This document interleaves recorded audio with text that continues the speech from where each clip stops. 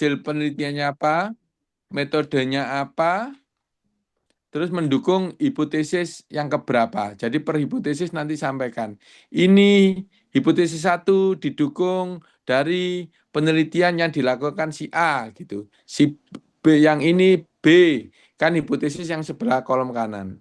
Selanjutnya hubungan antar variabel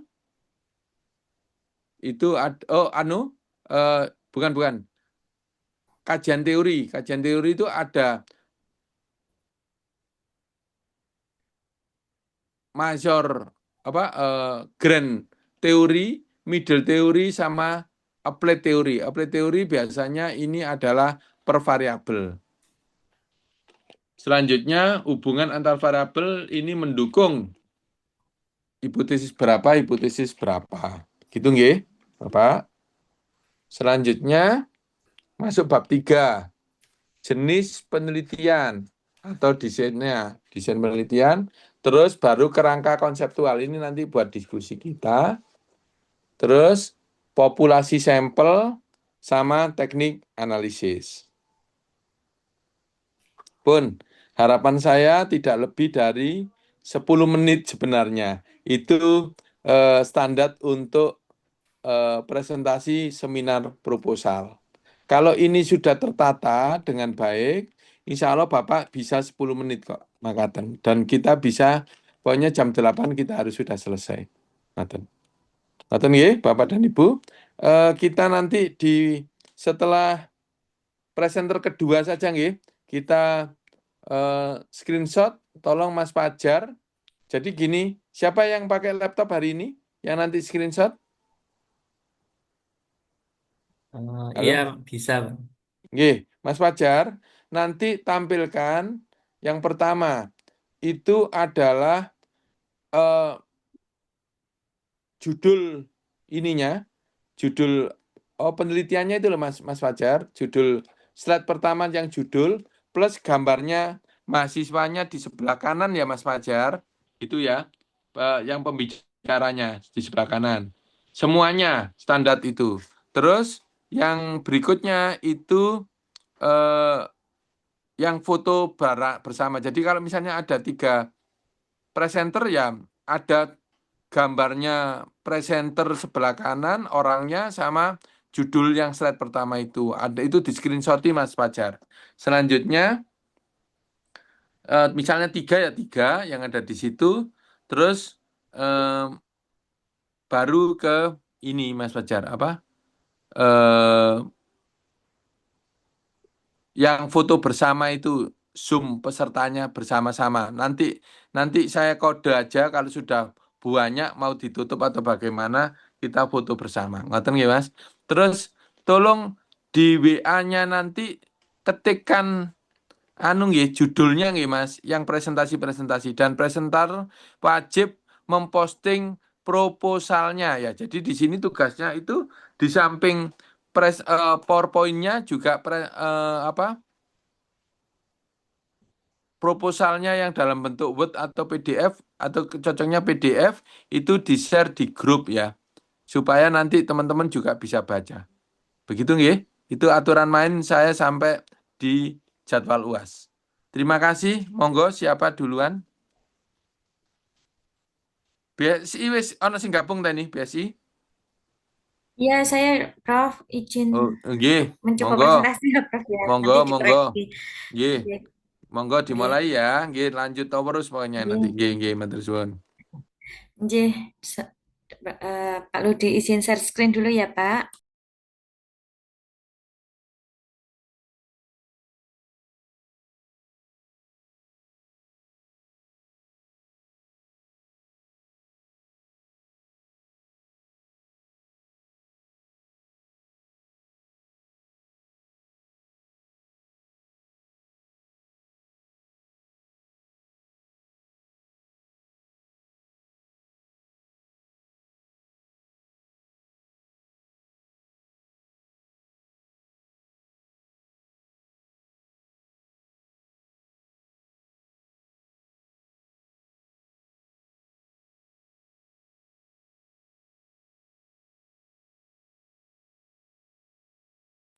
Ini sudah terlihat ya, izin.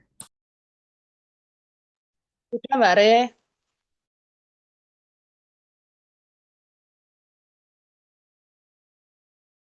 Oke, terima kasih. Assalamualaikum warahmatullahi wabarakatuh. Saya Rehana, izin presentasi terkait eh, ini ya, judul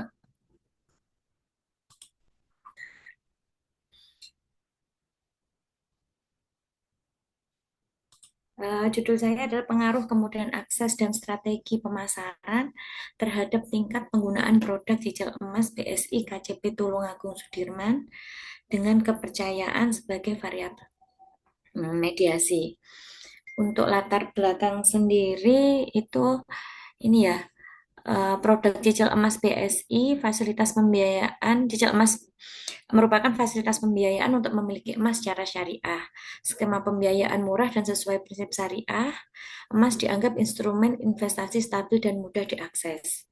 Kemudian tujuan dan urgensi penelitian itu memahami faktor penentu penggunaan cicil emas untuk meningkatkan strategi pemasaran, mengidentifikasi aspek aksesibilitas dan kemudahan layanan bagi nasabah, memberikan dasar bagi BSI untuk melakukan perbankan layanan dan inovasi produk. Di sini ada 8 rumusan masalah. Yang pertama, bagaimana kondisi nasabah penggunaan cicil emas BSI KJP Tulungagung Sudirman sampai terakhir ke 8 ya Bapak Ibu. Terakhir, bagaimana peran kepercayaan dalam memediasi pengaruh strategi pemasaran terhadap tingkat penggunaan produk cicil emas BSI. Kemudian manfaat penelitian sendiri itu ada 3, di manfaat praktis dan yang satu manfaat teoritis. Ketiga manfaat praktis itu saya bacakan satu saja ya, memberikan informasi bagi PSI mengenai faktor utama yang mendorong nasabah menggunakan produk cicil emas sehingga dapat menjadi dasar pengambilan keputusan dalam pengembangan pengembangan layanan, peningkatan fitur, aplikasi, dan strategi pemasaran. Kemudian ini untuk manfaat teoritisnya sendiri. Merupakan mengembangkan integrasi teori Tra dan UTAUD dalam konteks perbankan syariah, khususnya pada produk cicil emas BSI, dengan menghadirkan model penelitian yang menggabungkan perilaku pengguna dan penerima teknologi. Kemudian kajian teori, kemudian akses atau X1, indikatornya tersebut ya, akses layanan melalui aplikasi simple, kemudian prosedur dan proses transaksi, ketersediaan informasi produk, aksesibilitas cabang atau outlet BSI. Kemudian X2-nya strategi pemasaran. Indikatornya promosi digital, edukasi produk dan literasi keuangan, penawaran menarik, dan komunikasi pemasaran yang jelas dan mudah dipahami. Untuk Y, indikatornya frekuensi transaksi cicil emas, jumlah limit pembiayaan, dan seterusnya. Untuk Z adalah kepercayaan nasabah atau trust. Indikatornya ada 5, salah satunya aman untuk digunakan. Kemudian hubungan antar variabelnya, eh, kemudian akses kepercayaan X1 terhadap Y, kemudian hubungan strategi pemasaran kepercayaan X2 terhadap Z, kemudian hubungan kemudahan akses tingkat penggunaan X1 terhadap Y. Hubungan strategi pemasaran tingkat penggunaan X2 terhadap Y, hubungan kepercayaan tingkat penggunaan Z terhadap Y. Kemudian ada 7 hipotesis penelitian. Salah satunya hipotesis pertama, kemudian kemudahan akses berpengaruh positif terhadap kepercayaan dan sampai hipotesis terakhir, kepercayaan memediasi hubungan strategi pemasaran terhadap penggunaan. Ini metode penelitian. Kerangkanya seperti itu ya, Bapak Ibu. Untuk rancangan dan jenis penelitiannya, pendekatan kuantitatif dan explanatory research. Kemudian selanjutnya populasi dan sampel, populasi penelitian Ini populasi dalam penelitian seluruh nasabah Bank Syariah Indonesia, KCP Tulungagung Sudirman yang menggunakan atau pernah menggunakan produk cicil emas BSI. Untuk sampel penelitian, yang pertama nasabah BSI berusia lebih dari sama dengan 17 tahun, pernah menggunakan produk cicil emas BSI, menggunakan aplikasi BSI Mobile atau sekarang Bion ya. Yang terakhir bersedia mengisi kuesioner penelitian. Untuk jenis dan teknik pengumpulan data, ada data jenisnya data primer, sumbernya kuesioner, tekniknya kuesioner yang dibagikan kepada responden yang dikirimkan kepada nasabah cicil emas BSI KCP Tulungagung Sudirman dengan bantuan Google Form yang disebar secara online melalui WhatsApp atau email. Kemudian untuk teknik analisa data menggunakan software statistik Smart PLS, eh, SEM dengan pendekatan SEM atau lebih dikenal dengan PLS. Untuk model pengukurannya uji validitas dan uji reliabilitas, model strukturalnya ini koefisien determinasi, predictive relevance dan QF. Uji hipotesisnya uji variabel mediasi di pemeriksaan. Sekian Bapak Ludi untuk presentasi saya, mungkin banyak kekurangan, mohon dikoreksi ya Bapak atau teman-teman. Oke, tampilkan slide pertama. Saya akan sedikit komentar. Baik Bapak, sebentar.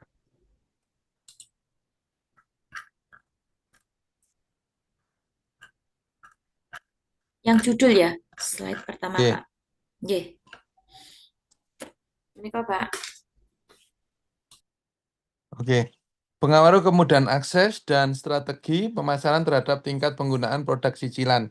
Mana variabel X-nya, mana variabel Z-nya, dan mana variabel Y-nya.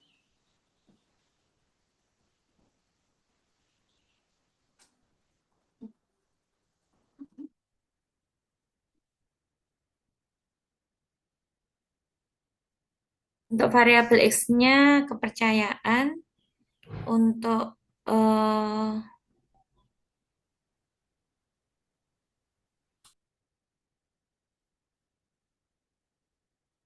ini untuk variabel X-nya ini ya Pak, untuk kemudahan akses kepercayaan ini untuk Y tingkat penggunaan produk dan untuk Z-nya kepercayaan nasabah. Oke, terima kasih. Kembalikan ke judul, Bu Rahana. Oke Pak, menikah. Oke, Bu, teman-teman semua, tolong, tolong, dengan membaca judul saja, Ibu harus tahu mana X, mana Y, mana Z. Gitu nggih. X-nya kemudahan akses, X1, X2-nya strategi pemasaran, pasti terhadap itu berarti endingnya atau variabel terikatnya atau tergantungnya adalah tingkat penggunaan produk cicilan ini. Terus Z-nya berarti di tengah itu kepercayaan ya, trust sebagai variabel mediasi. Ingat ya Bu, eh, yang namanya judul sama variabel harus di luar kepala nggih Bu. Iya Nggih. Pak. Nggih, terima kasih. Lanjut. Slide kedua.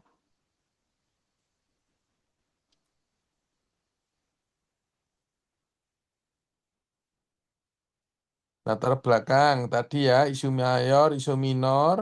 Isu mayor ada, sudah, syariah bagaimana. Minornya itu tentang misalnya tabel harga emas dan sebagainya sudah bagus. Nggih, lanjut. Nah ini tujuan dan urgensi penelitian. Mana tujuannya, mana urgensinya itu harus jelas, Ibu. Mana yang tujuan, mana yang urgensi. Beda nggak tujuan sama urgensi, Bu Rohana? Ya beda Pak. Beda. Untuk yang ke depan harus diperbaiki ya. Mana tujuan? Ini isu minornya ada. Nah, ini harusnya ada yang namanya reset gap. novelty sama urgensi penelitian. Ini Bu Rohana masih belum, nggih, nanti dicari. Baik, Pak. Lanjut, lanjut Bu. Rumusan masalah, oke, sudah. Manfaat, oke. Nah, hipotesisnya harusnya setelah manfaat ya Bu. Atau setelah rumusan masalah langsung hipotesis saja. Dibalik, nggih. Yang ini habis rumusan masalah, baru hipotesis. Oke, Pak. Lanjut, baru manfaat, udah. Lanjut, next. Ya, sebentar. Kajian teori. Tadi saya minta kan, oh belum ada ini, mau kok kajian teori. Ini adalah definisi operasional harusnya. Salah judul ini. Oh ya, Pak. Ya, Pak. Kajian teori berarti ini ya, Pak. Salah Yang judul pertama. itu harusnya definisi operasional.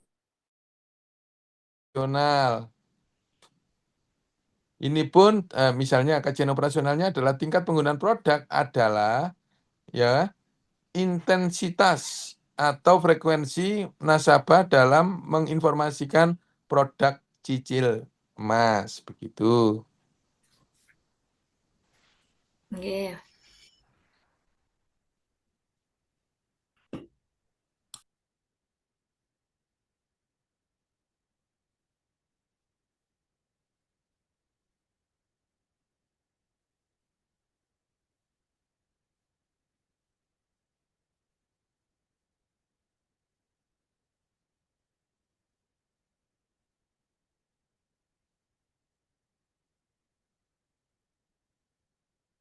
Oke ya Bu, hubungan antar variabel. Oke, oh ya, balik lagi definisi operasional tadi yang salah ketik judulnya. Nah ini salah ketik ya. Terus di bawahnya ditulis skala pengukuran, skala yang dipakai adalah skala Likert gitu nggih. Setelah indikator itu di bawahnya ada diukur dengan skala Likert, diukur dengan skala Likert. Skala Likert itu yang sangat setuju nilainya 5, setuju nilainya 4 itu loh Bu, gitu nggih. Oke, Pak. Lanjut lagi.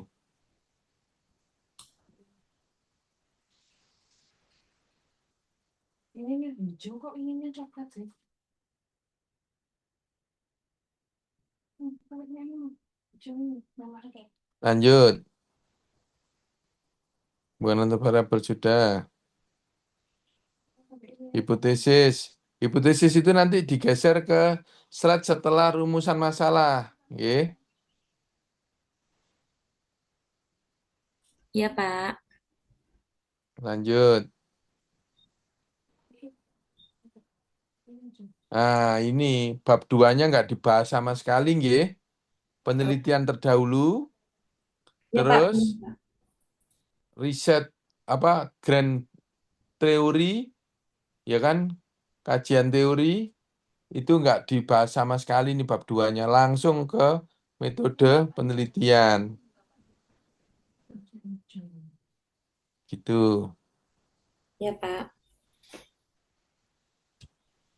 Di kajian teori itu ada penelitian terdahulu, terus grand teori, middle teori, sama applied teori. Nggih.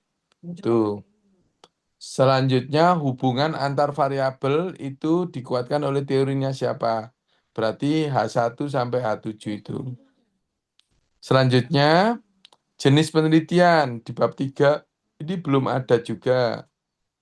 Besok mama kan habis pakai itu, Mbak Budi ya, pakai baju ini. Itu.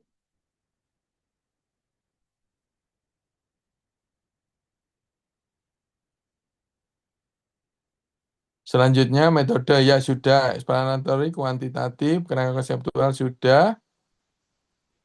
Terus lanjut lagi, ini susunannya saja. Populasi sama sampel. Teknik sampelnya apa purposive sampel. Berarti ini eh, nasabah BSI itu terbatas atau tidak terbatas, Ibu? Ini saya nasabah BSI khususnya KCP Tulungagung Sudirman, Bapak. Bisa dihitung ya? Saged. Oke, disebutkan populasinya berapa. Terus nanti ngambilnya berapa sampelnya. Ngoten nggih. Terus teknik analisis, wah ini beda. Teknik pengumpulan data juga primer, kuesioner, teknik analisis. Oke, lanjut. Nah, teknik analisis data pakai outer, inner sama hypothesis. Nggih, pun lanjut, bagus. Ini Sudah menurut saya. Nah, wis. Sekarang Mbak, coba bisa nggak Bu pakai laptopnya Ibu scan screen di sini.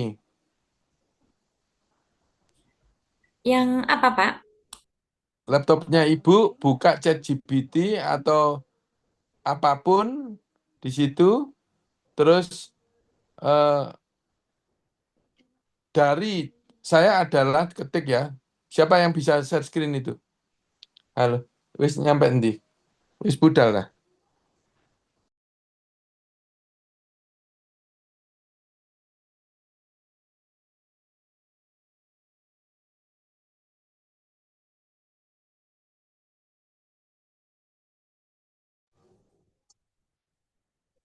Eh, oke nggih Bu. Bisa nggak share screen? Siapa laptopnya siapa? Ini stop screen dulu. Terus ganti ke ChatGPT tadi. Tulis di situ saya adalah mahasiswa S2 manajemen, manajemen.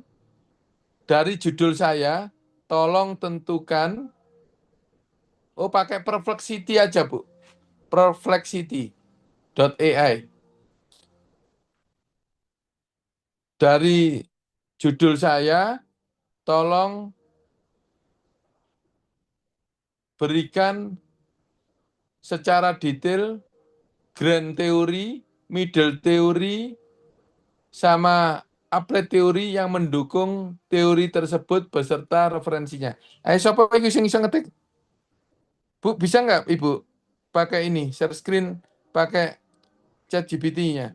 Atau Perplexity aja? Sebentar, Tolong Pak. Ini dibantu. saya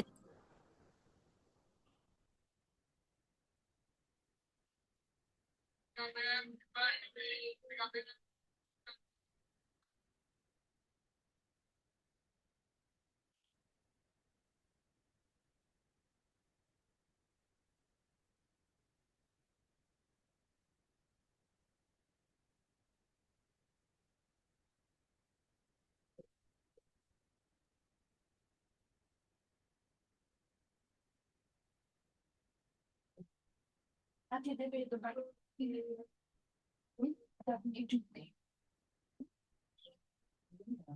Ini Kok suwe? Ayo teman-teman dibantu biar cepet ini.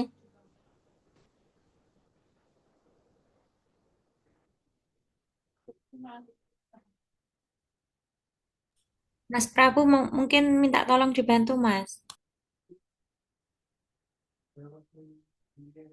Lagi pakai handphone Mbak Rey, dibantu Pak Fajar. Terima kasih Pak Fajar. Oke, makanya tolong dibiasakan di grup itu share P apa proposal dan PPT-nya nggih biar Pak Fajar lebih gampang. Langsung di copy aja filenya dari judul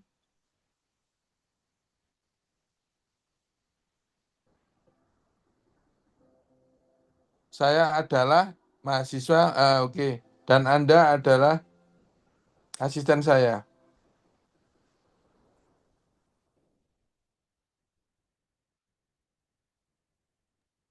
Instruksinya tadi bagaimana lanjutannya? Eh, Saya mahasiswa. saya adalah mahasiswa S2 Magister Manajemen dan Anda adalah asisten profesional. Anda adalah asisten profesional. Oke, koma dari judul penelitian saya, titik 2, apa tadi Bu Luana, apa dibacakan? Ini lah di copy kan gampang Metode itu. pengaruh kemudahan akses dan strategi pemasaran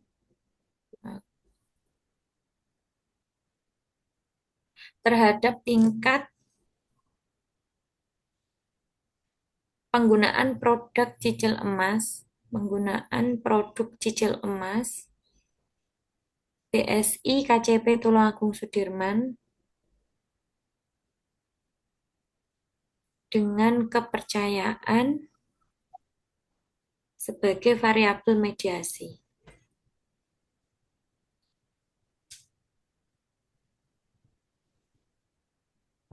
Apa ini tinggal dilanjut atau bagaimana? Oke, terus betul dong. Oke. Eh, terus titik. Berikan, eh ya, Berdasarkan ini berdasarkan dari penelitian tersebut, ya kan, berdasarkan dari penelitian, judul penelitian tersebut, dukung dengan grand teori, koma, middle teori, dan applied teori, beserta referensi, referensinya gitu. Pun, sampean copy, dekeno notepad atau apa, nanti yang presenter kedua saya pingin karek ngopi diganti judulnya tok ngono Mas Fajar ya. Gitu nggih. Oh iya. Oke, wes oke di enter.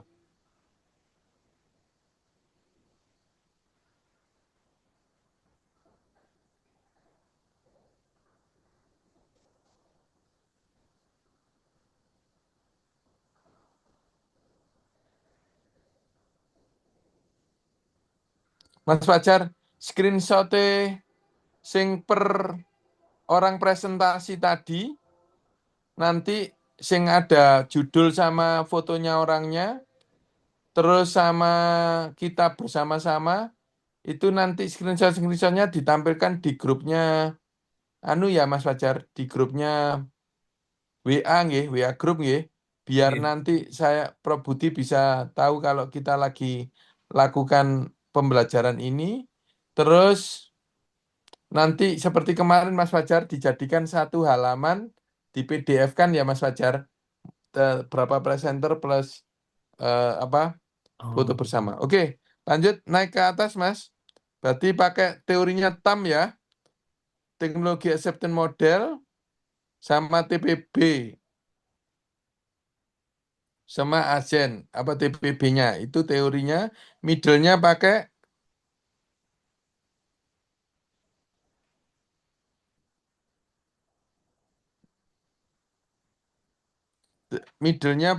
komitmen trust teori ya, ya, middle-nya pakai komitmen trust teori. Apply teorinya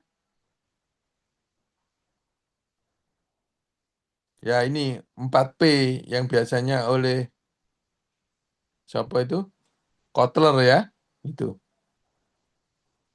Pun nggih, nanti setelah presentasi harus menampilkan ini. Nanti biar dibantu sama Mas Fajar. Makanya perlu sampean ketik ae nok grup judul sampean karek ngelbokno Mas Fajar ini. Ngoten? Itu aja mekanismenya. Silakan lanjut presenter kedua. Monggo, terima kasih. Oke, terima kasih Pak.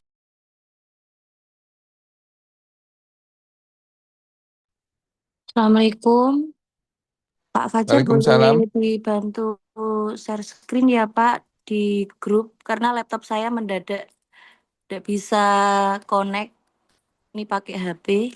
Sudah saya share Pak Fajar, mohon maaf di grup.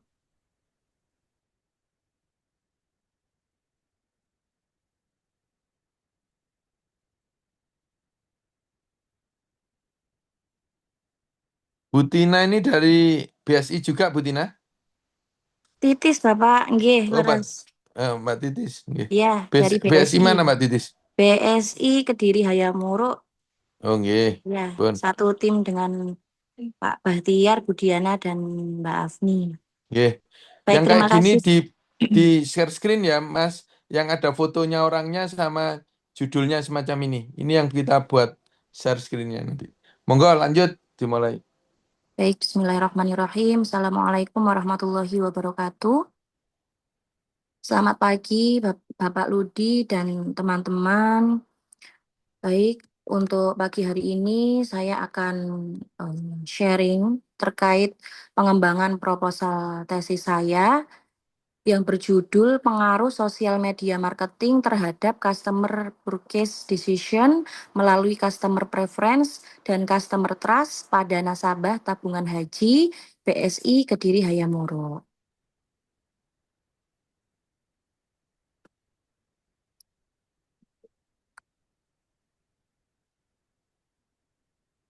Baik, untuk bab 1, pendahuluan.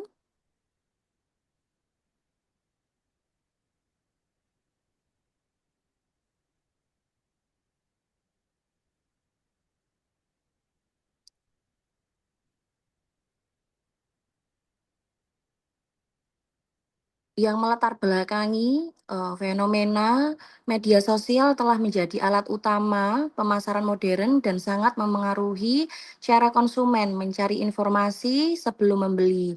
Hal ini juga dimanfaatkan BSI untuk menarik calon nasabah tabungan haji. Realitanya, tidak semua strategi SMM mampu langsung meningkatkan keputusan pembelian karena konsumen masih membutuhkan kepercayaan dan kesesuaian preferensi respon terhadap nasabah terhadap konsisten konten media sosial BSI tabungan haji pun masih beragam. Dan strateginya, perusahaan perlu memperkuat konten SMM yang kredibel, interaktif, dan relevan untuk membangun kepercayaan dan preferensi. Evaluasi berbasis data dan personalisasi konten yang diperlukan agar strategi pemasaran digital lebih efektif. Nah, idealnya SMM mampu meningkatkan brand trust dan membentuk preferensi positif dan mendorong keputusan pembelian secara konsisten. Setiap konten media sosial harus menciptakan pengalaman merek Mas yang Bayu kuat. ini, Mas. Selanjutnya, Bapak Fajar.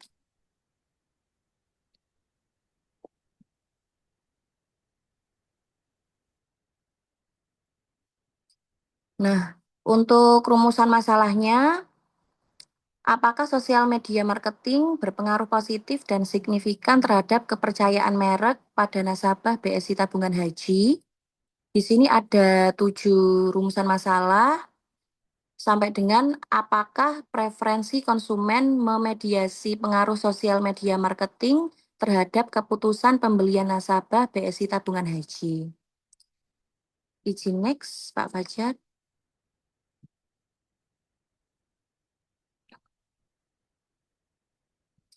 Nah, untuk hipotesis penelitiannya, ini ada 7. H1, sosial media marketing berpengaruh positif dan signifikan terhadap kepercayaan merek pada nasabah BSI Tabungan Haji. Sampai dengan H7, preferensi konsumen memediasi pengaruh sosial media marketing terhadap keputusan pembelian nasabah BSI Tabungan Haji.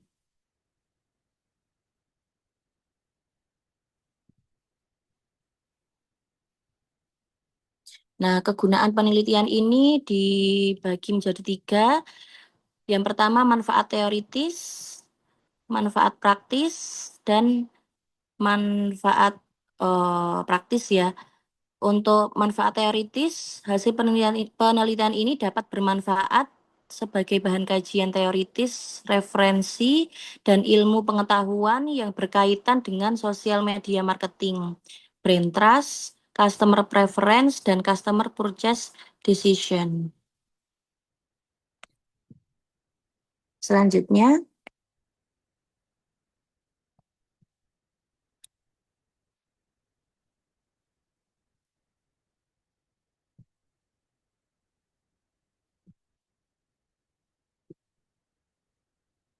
Baik, di sini definisi operasional yang pertama adalah sosial media marketing, di mana upaya pemasaran yang dilakukan BSI Tabungan Haji melalui platform media sosial untuk menyampaikan informasi, menarik perhatian, serta membangun hubungan dengan konsumen melalui konten yang komunikatif, informatif, dan interaktif. Lalu ada customer perception, di mana kecenderungan atau kesukaan nasabah BSI Tabungan Haji terhadap produk atau layanan yang ditawarkan dibandingkan dengan alternatif lain berdasarkan pengalaman persepsi dan nilai yang dirasakan. Dan ketiga, brand trust, keyakinan konsumen bahwa BSI Tabungan Haji mampu memberikan keamanan, keandalan, serta konsistensi layanan sesuai harapan, sehingga konsumen merasa percaya untuk melakukan transaksi. Selanjutnya,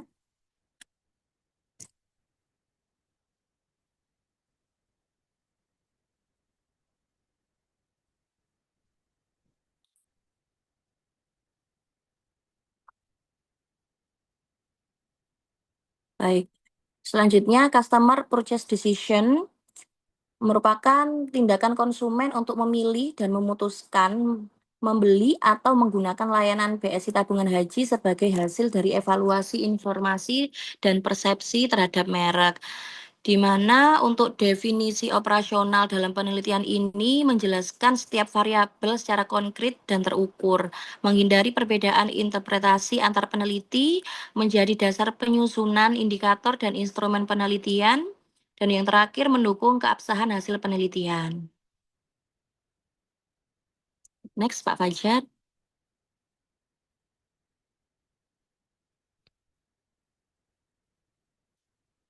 Baik, bab 2 kajian pustaka, di mana kajian pustaka membahas 4 konsep utama. Yang pertama, keputusan pembelian atau customer purchase decision. Yang kedua, preferensi konsumen atau customer preference. Yang ketiga, kepercayaan merek atau brand trust. Dan yang keempat, social media marketing. Di mana seluruh konsep didukung oleh teori dari para ahli yang diakui secara akademik. Untuk keputusan pembelian, customer purchase decision, definisi menurut Kotler dan Keller 2016 menyatakan bahwa keputusan pembelian adalah proses yang melalui konsumen dari mengenali kebutuhan, mencari informasi, mengevaluasi alternatif, melakukan pembelian, mengevaluasi kepuasan pasca pembelian. Lalu untuk preference konsumen atau customer preference, definisi menurut Kotler dan Keller 2016 adalah kecenderungan individu dalam memilih suatu produk dibandingkan alternatif lain berdasarkan persepsi, pengalaman, nilai, dan manfaat yang dirasakan. Untuk kepercayaan merek, brand trust, definisi menurut Morgan Hahn 1994 mendefinisikan keyakinan konsumen bahwa suatu merek dapat diandalkan dan memiliki integritas dalam memenuhi janji yang ditawarkan. Kepercayaan merek muncul ketika konsumen merasa bahwa merek itu aman, konsisten, dan jujur. Dalam sektor perbankan, khususnya tabungan haji, kepercayaan menjadi faktor paling krusial, menyangkut keamanan dana dan aspek spiritual. Brand trust juga dibangun melalui reputasi bank, kualitas pelayanan, komunikasi yang transparan melalui media sosial. Untuk sosial media marketing, definisi menurut Kotler dan Keller 2016 adalah pemanfaatan platform media sosial sebagai sarana komunikasi pemasaran untuk menyampaikan informasi produk, membangun hubungan dengan konsumen, menciptakan interaksi dua arah. Selanjutnya, Bapak Fajar. Nah, lanjut di bab 3, metode penelitian, di mana sosial media marketing ini merupakan variabel X yang berpengaruh terhadap customer preference Z1, brand trust Z2, customer purchase decision variabel Y. Lalu ada Z1 itu ada customer preference yang berpengaruh terhadap customer purchase decision, yaitu variabel Y. Lalu Z2 itu ada brand trust yang berpengaruh terhadap customer purchase decision, variabel Y. Dan yang terakhir, customer preference dan brand trust bertindak sebagai variabel mediasi yang memperkuat atau menjembatani pengaruh sosial media marketing terhadap keputusan pembelian. Selanjutnya,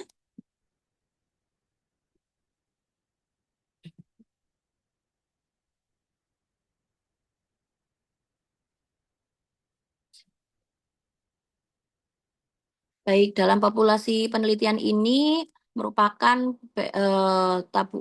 BSI tabungan haji dari KJP Kediri Hayamuruk yang berjumlah 501 orang dengan perhitungan sampel menggunakan sampel size kalkulator untuk margin errornya 5%. Maka jumlah sampel dalam penelitian ini sebanyak 218 responden. Untuk teknik sampling pada penelitian ini adalah probability sampling, adapun jenis yang digunakan dalam penelitian ini adalah simple random sampling. Selanjutnya,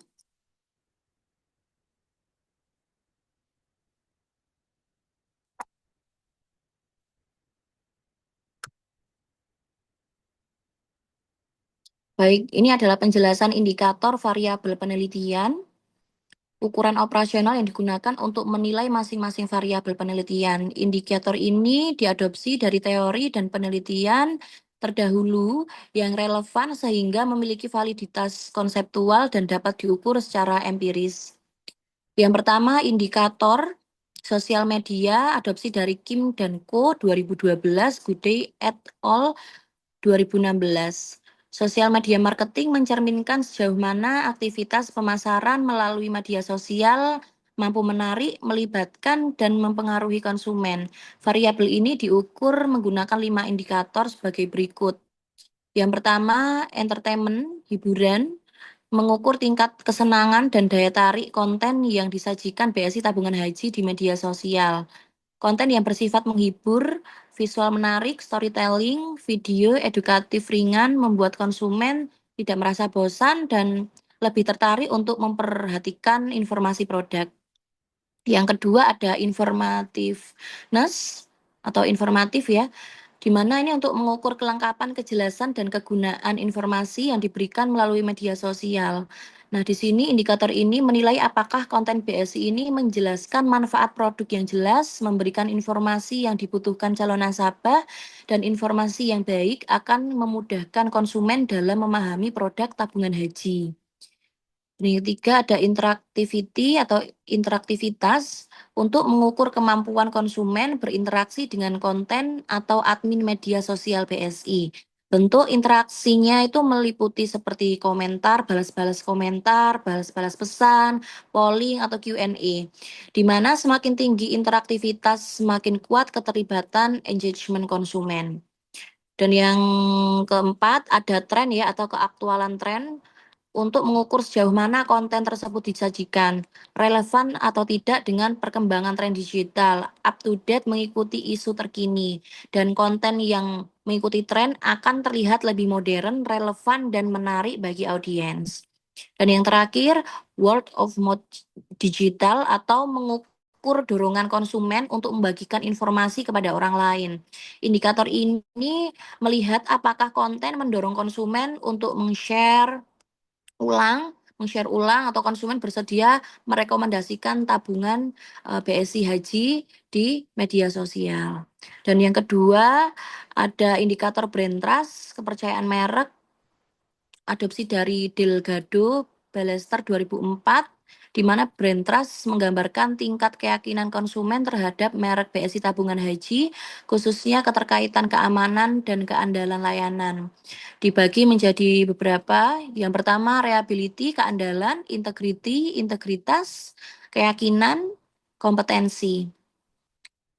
Lalu ada indikator preferensi, adopsi dari Kotler dan Keller 2016, di mana preferensi konsumen menunjukkan tingkat kesukaan dan pilihan produk utama konsumen terhadap produk tabungan haji. Ada beberapa juga dibagi. Yang pertama, kesukaan terhadap produk atau merek ya. Lalu ada persepsi manfaat, kesesuaian dengan kebutuhan, dan yang terakhir preferensi dibanding kompetitor. Selanjutnya, indikator keputusan pembelian adopsi dari Kotler dan Keller 2016, di mana keputusan pembelian menggambarkan tindakan nyata konsumen dalam menggunakan produk tabungan haji BSI. Dibagi menjadi 4, yang pertama kemantapan memilih produk, niat membeli ulang, kesediaan merekomendasikan, dan keputusan yang aktual. Selanjutnya,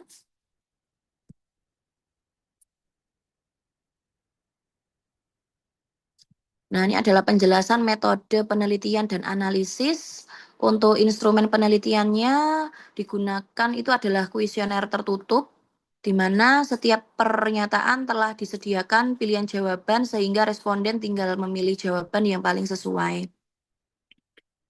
Lalu untuk teknik pengumpulan data, sumber dan skala pengukuran penelitian ini menggunakan data primer yang diperoleh langsung dari responden dengan menggunakan skala Likert ya.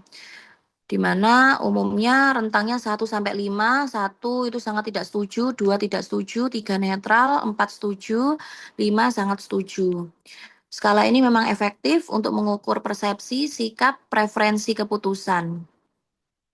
Lalu untuk teknik analisis data, menggunakan 3 tahapan analisis data. Yang pertama, analisis statistik deskriptif, structural equation modeling, menggunakan SAM-PLS, yang ketiga goodness of fit, dan uji hipotesis.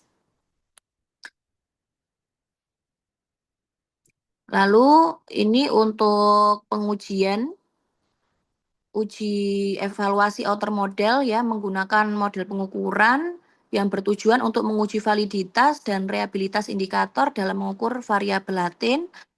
Yang pertama, uji validitas konvergen, di mana loading faktornya apabila lebih dari 0,7 itu menunjukkan indikatornya mampu mempresentasikan variabelnya dengan baik.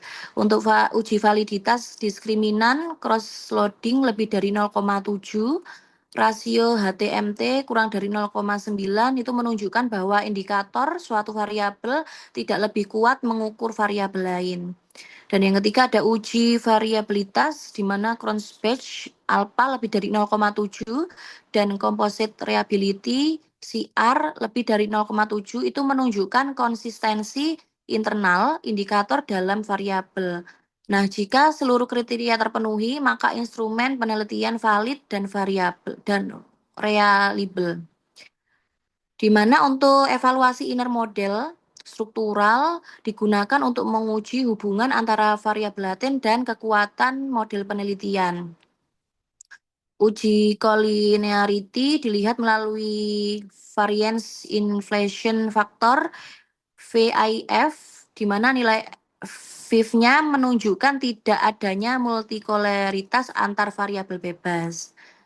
Nah, di sini menunjukkan koefisiensi determinasi R square atau R kuadrat ya, menunjukkan kemampuan variabel independen dalam menjelaskan variabel independen, di mana kalau 0,67 itu modelnya kuat, 0,33 model moderat, 0,19 model lemah.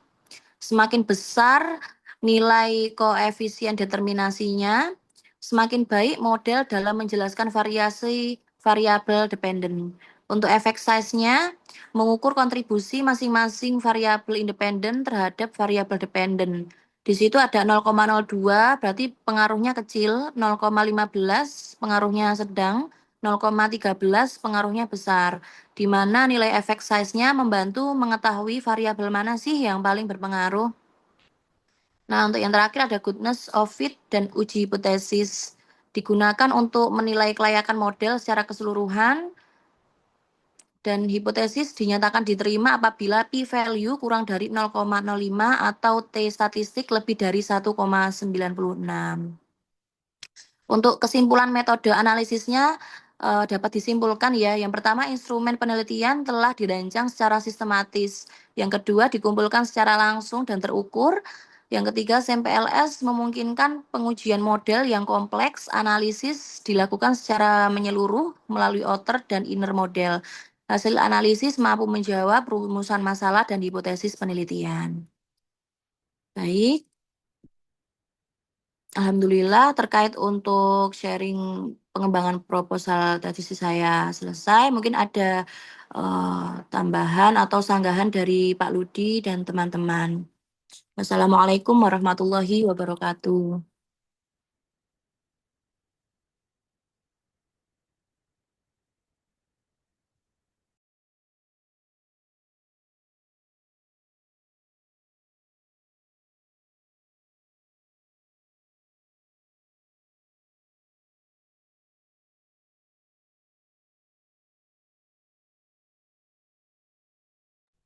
Y, Mbak Tina, judul tadi mana X, mana Y, mana Z-nya?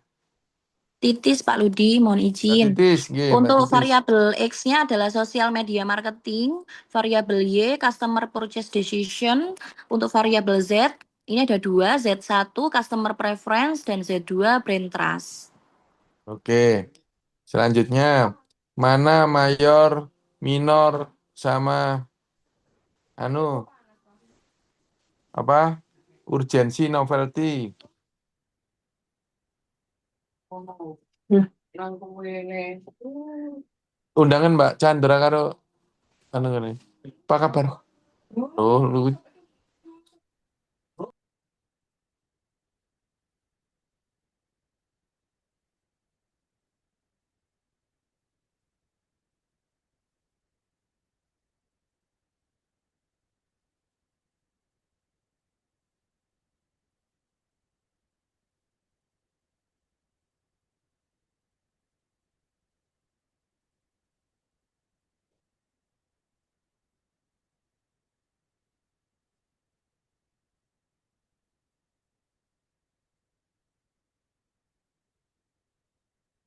Biasa trepes. Ayo Mbak Titis, Ya, tampilkan slide pertama, sebutkan mana X, Y, Z-nya. mohon dibantu Pak Fajar.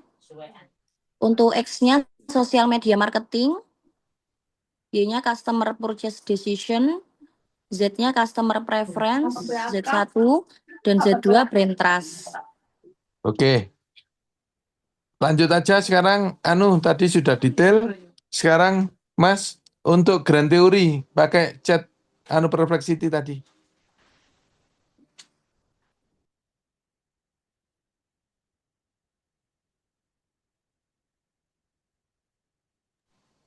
Aku tak ngajar di sini. Lanjut lagi, silakan. Baik, dibantu Mbak Pak Fajar, mohon Perplexity. izin. Ini ya, wis jam 8 ya. Mohon maaf ya, dua orang aja ya hari ini ya. Gitu. Nambah satu tidak bisa, Prof. Pak. Ya cepet ya, cepet. Wis. Wis ayo, judul.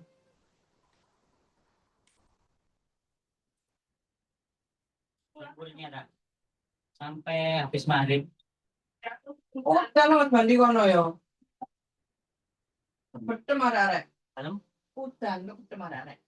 nggih, Bu Ani tok sing kebedem kali kula wingi. Oh, enggak minyak. Nggih.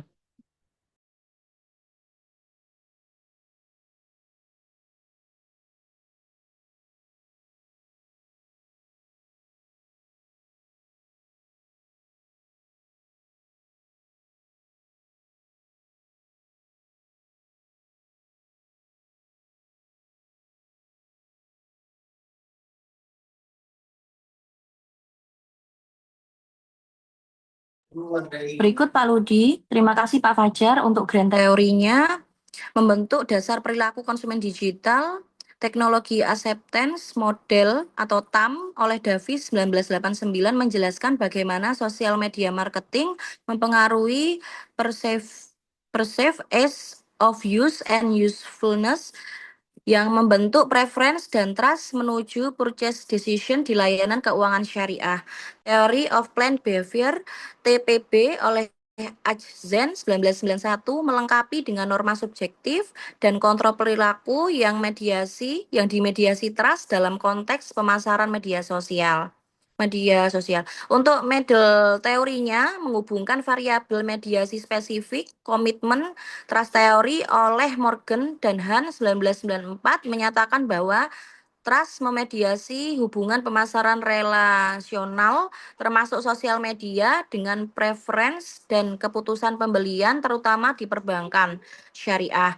Teori ini didukungkan integrasi dengan TAM di mana sosial media marketing membangun trust. Untuk apply teorinya untuk apply teorinya menerapkan ke konteks BSI tabungan haji. Sosial media marketing framework menurut Kim dan Co 2012 menekankan dimensi seperti interactivity dan informativeness yang meningkatkan preference dan trust nasabah syariah sebagaimana pada studi digital marketing BSI. Pendekatan ini relevan untuk tabungan haji di mana sosial media dorong keputusan pembelian melalui mediasi trust dan preference.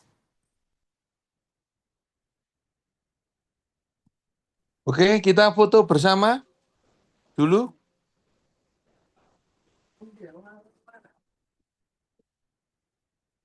Semuanya open cam, Bapak dan Ibu.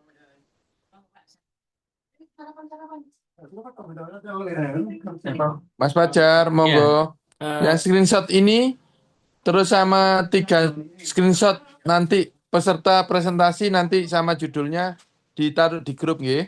Gitu. siap. Hitung, Mas. Mas Malvin, Bu Titis masih off ini tadi. Mas Aldian, Ini Bu saya Yani. on Pak, pakai HP. Laptopnya Oh bermasalah. iya, iya. Bu Yani. Ini screen pertama ya.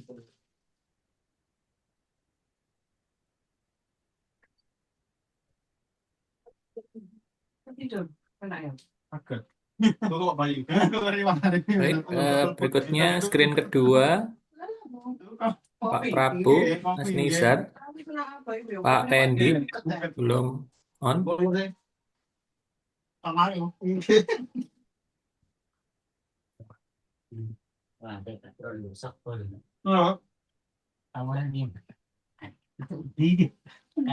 Baik, udah. Tolong Bu Rika sama Mas Prabu, Mas. Sehitungan, Mas. Iki kok akeh sing gak mlebu, Mas.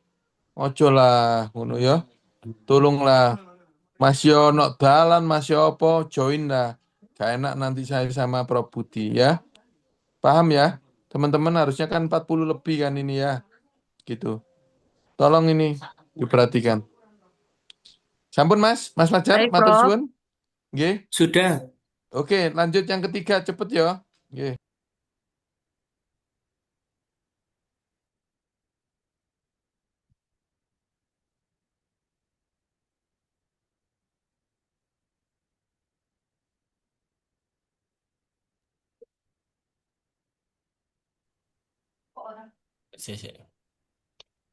Sudah kelihatan teman-teman? Sudah, Pak. Oke. Selamat pagi Pak Rudi Kamari Pak dan Rudi, Bapak Ibu sarapan. semuanya. Ya, mungkin singkat saja ya Pak Ludi ya. Terkait proposal seminar tesis saya ini adalah terkait pengaruh motivasi dan budaya organisasi terhadap kesejahteraan psikologi Kok mang tak nang dengan mediasi restoran kepuasan mana? kerja pada karyawan PT Kamas Fortuna. Gantiannya. Oke, latar belakang saya melihat atau kami melihat pentingnya kesejahteraan psikologi ini pada suatu budaya organisasi atau suatu perusahaan, di mana dengan kesejahteraan psikologi yang bagus otomatis akan membantu perusahaan tersebut untuk berkembang dan semakin maju. Di mana untuk kesejahteraan psikologi sendiri ini adalah isu krusial yang mempengaruhi terkait produktivitas, loyalitas, dan kualitas atau eh, suatu hasil yang bagus untuk suatu karyawan untuk kedepannya. Pada penelitian kami ini terkait ada motivasi kerja sebagai faktor internal, budaya organisasi sebagai faktor eksternal, terkait kepuasan kerja sebagai mediasinya. Untuk penelitian kami ini menggunakan pendekatan kuantitatif, Pak Ludi, di mana untuk kuncinya ini adalah motivasi berpengaruh positif signifikan terhadap kepuasan kerja dan kesejahteraan psikologi. Terus juga kepuasan kerja memediasi terkait motivasi dan budaya organisasi terhadap kesejahteraan psikologi. Mungkin singkat saja, next. Adapun untuk rumusan masalahnya, yang rumusan masalah pertama adalah apakah motivasi berpengaruh signifikan terhadap kepuasan kerja karyawan. Terus yang terakhir adalah apakah kepuasan kerja memediasi pengaruh budaya organisasi terhadap kesejahteraan psikologi. Untuk manfaatnya sendiri, untuk manfaat sendiri ini ada manfaat teoritis di mana manfaat teoritis ini mengenai pengaruh motivasi dan budaya organisasi terhadap kesejahteraan psikologi dengan mediasi kepuasan kerja karyawan PT Kamos Fortuna sangat signifikan karena dapat memberikan kontribusi pada pengembangan beberapa teori perilaku organisasi yang ada. Untuk manfaat dari praktisnya ini adalah motivasi dan budaya organisasi yang positif yang dimediasi oleh kepuasan kerja karyawan memberikan sejumlah manfaat praktis yang signifikan bagi organisasi dan individu. Manfaat ini mencakup peningkatan kinerja, produktivitas, lingkungan kerja yang sehat secara psikologi yang bagus. Untuk definisi operasional atau mungkin variabel penelitian, seperti yang tadi saya sampaikan, ini ada motivasi di mana dorongan internal yang mempengaruhi perilaku individu dan mencapai tujuan. Ini juga disebutkan oleh teori Robin 2019. Terus indikator meliputi kebutuhan fisiologis, avialis, penghargaan, dan lain-lain. Terus untuk budaya organisasi ini seperti yang dikatakan oleh Sens 2010, di mana sistem nilai yang diyakini bermanfaat dan menjadi pedoman perilaku karyawan. Dengan indikator inovasi, orientasi tim, kecerdasan kepemimpinan, konsistensi nilai, orientasi hasil. Terus juga terkait kepuasan kerja yang dikatakan oleh Davis 2018, di mana Davis menyatakan bahwa perasaan positif terhadap pekerjaan sebagai hasil evaluasi kategori pekerjaan. Terus juga yang dikatakan oleh Riff di 1989 ini terkait kesejahteraan psikologi di mana kondisi ketika seseorang hidup sebagai secara optimal seperti itu dengan indikator penerimaan diri, hubungan positif, kemandirian, penguasaan lingkungan, tujuan hidup dan pertumbuhan pribadi. Untuk kajian teoritis ini ada terkait motivasi, mungkin saya next. Terus untuk kajian teori ini juga ada terkait kajian teori budaya organisasi dan juga kepuasan kerja, ini saya next. Terus untuk kajian teori ini juga ada kajian teori terkait kesejahteraan psikologi. Next. Seperti yang dikatakan oleh Pak Ludi tadi, untuk kajian teori secara umum ada grand theory, ini ada social extent theory, ya. Grand theory yang paling cocok untuk judul ini itu adalah social extent theory. Ini kalau saya lihat dari ChatGPT tadi. Sedangkan untuk model teorinya ini ada teori motivasi, di mana ada self determination theory (SDT). Terus yang kedua adalah teori budaya organisasi dari Sense. Terus teori kepuasan kerja terkait job satisfaction theory, terus teori kesejahteraan psikologi ini dari RIF Psychology Wellbeing Theory. Untuk applied teori ini adalah model mediasi kepuasan kerja pada pengaruh motivasi dan budaya organisasi terhadap kesejahteraan psikologi. Untuk referensi dari variabel penelitian, ini ada beberapa penelitian ya terkait penelitian motivasi di mana dorongan internal dan eksternal yang mempengaruhi intensitas dan ketekunan kerja. Ini dikatakan oleh Robin di 2022, terus juga Nguyen ya 2021. Ini motivasi intrinsik berpengaruh positif terhadap kepuasan kerja dan keterlibatan karyawan. Untuk masalah budaya organisasi ini juga tadi kita sampaikan terkait sains, terkait sistem nilai, norma dan pola perilaku dalam organisasi. Juga ada penelitian terkait Almeida, Almeida ya 2021 ini budaya yang mendukung kolaborasi meningkatkan kepuasan kerja. Terus untuk terkait kepuasan kerja sendiri, ini juga salah satunya ada Edwin, di mana keadaan emosional positif dari perilaku individu terhadap pekerjaannya. Terus untuk kesejahteraan psikologi ini juga ada terkait RIF yang menyatakan teori dari 6 dimensi penerimaan diri, hubungan positif, otonomi, penguasaan lingkungan, tujuan hidup, dan pengembangan diri. Untuk kerangka konseptual, di mana variabelnya adalah eh, peningkatan motivasi, budaya organisasi, untuk mediasinya adalah kepuasan kerja, sedangkan untuk yang kritisnya adalah eh, kesejahteraan psikologi. Untuk penelitian ini adalah penelitian kuantitatif eksplanotari ya, yang populasinya ini adalah karyan PT Kamas Fortuna, di mana kalau saya coba pakai kalkulator net dengan karyawan total ada 820, ini sampelnya ada sekitar 262 dengan beberapa ada 6 hipotesis, yaitu terkait hipotesis pertama, motivasi berpengaruh positif signifikan terhadap kepuasan kerja. Terus untuk hipotesis terakhir adalah kepuasan kerja memediasi pengaruh budaya organisasi terhadap kesejahteraan psikologi. Kesimpulannya, fokus pada motivasi dan budaya organisasi yang positif dapat mendorong siklus positif di mana karyawan yang lebih bahagia dan sehat secara psikologi menghasilkan kinerja yang lebih baik dan loyalitas yang lebih tinggi terhadap organisasi. Mungkin itu yang bisa saya sampaikan. Terima kasih, mohon petunjuk dari Pak Ludi dan juga mungkin dari teman-teman semuanya. Monggo, dan saya akhiri. Assalamualaikum warahmatullahi wabarakatuh.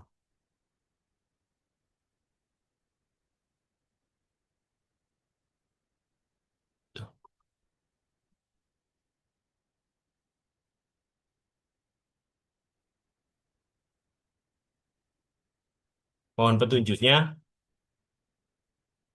Terima kasih Pak Agus, sudah bagus ini tadi presentasinya, lebih baik daripada ya, teman-teman yang lainnya. Riset gapnya yang belum dalam bentuk tabel ya, mungkin Ya, itu siap. saja. Terima kasih, mungkin sampai di sini aja hari ini. Assalamualaikum warahmatullahi wabarakatuh. Waalaikumsalam warahmatullahi wabarakatuh. Terima kasih Pak Ludi.